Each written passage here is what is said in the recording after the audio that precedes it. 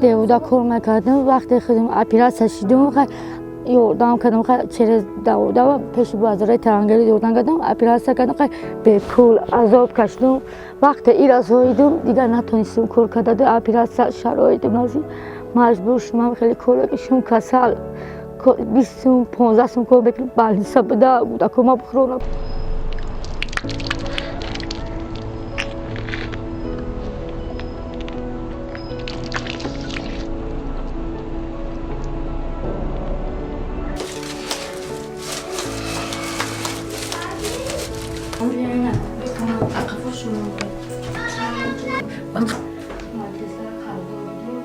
من خودم هر روز میزنم که میگم که بچه‌م مکتب روه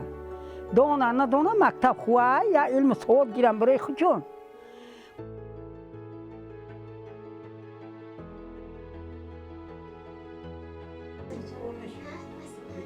میگم اشکالی که این ممکن نیست بچه تا آشتی و بیا خانه ده میبینید مون دست تیار کنه مکتب خونه یا چیشی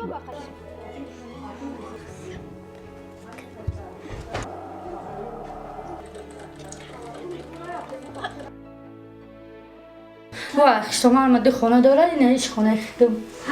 در می خانه خواه میرم خیلی میده که با میخیزه میرم چیکار کنم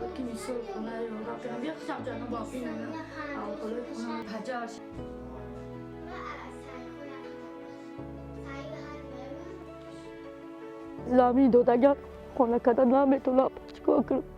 دارم گودک مایده یا 3 ساله شوه